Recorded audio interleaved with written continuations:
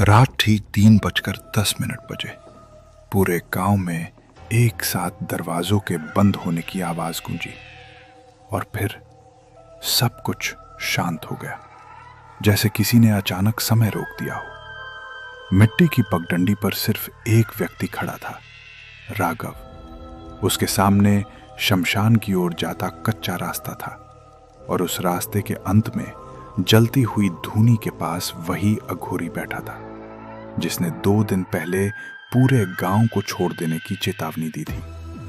राघव ने उस चेतावनी को मजाक समझा था, लेकिन बाकी लोगों ने नहीं। सुबह तक लगभग हर घर खाली हो चुका था। दरवाजे खुले थे, बर्तन वैसे ही रखे थे और कुछ घरों में खाना अधूरा पड़ा था, जैसे लोग भागे हों या किसी ने उन्हें जाने पर मजबूर किया हो।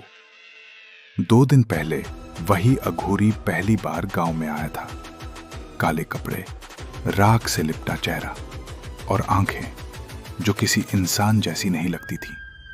उसने सिर्फ एक बात कही थी, ये जमीन अब जाग चुकी है। उसके बाद उसने शमशान के पास धूनी जलाई और चुपचाप बैठ गया। राघव गांव का इकलौता आदमी था जो रुका रहा। उसे लगा लोग बेवजह डर गए, लेकिन उस रात जब उसने अपने घर की दीवारों से आती खुरचने की आवाज सुनी तो पहली बार उसे भी कुछ अजीब लगा।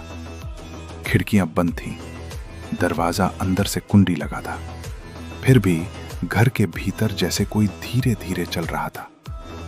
तीसरी रात पूरा गांव पहले से भी ज्यादा सन्नाटे में डूब गया। हवा तक नहीं चल रही थी। तभी अचानक हर घर की छत पर जैसे किसी के कदमों की आहट गूंजने लगी। एक साथ राघव का गला सूख गया।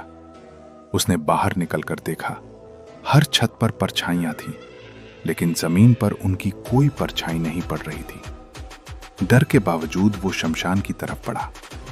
अघोरी अभी भी धूनी के सामने बैठा था, जैसे उसे राघव के आने का इंतजार हो। धूनी की आग बिना हवा के भी भड़क रही थी। तभी राघव को एहसास हुआ, शमशान के पीछे की जमीन हल्की हल्की धस रही थी, जैसे अंदर कुछ हिल रहा हो। गांव उसी पुरानी जमीन पर बसा था जहां सालों पहले महामारी में सैकड़ों लाशें बिना संस्कार के दफना दी गई थीं। अघोरी ने जो कहा था वो चेतावनी थी। जमीन सच में जाग चुकी थी। सुबह जब सूरज निकला तो गांव पूरी तरह खाली था। न राघव मिला, न अघोरी।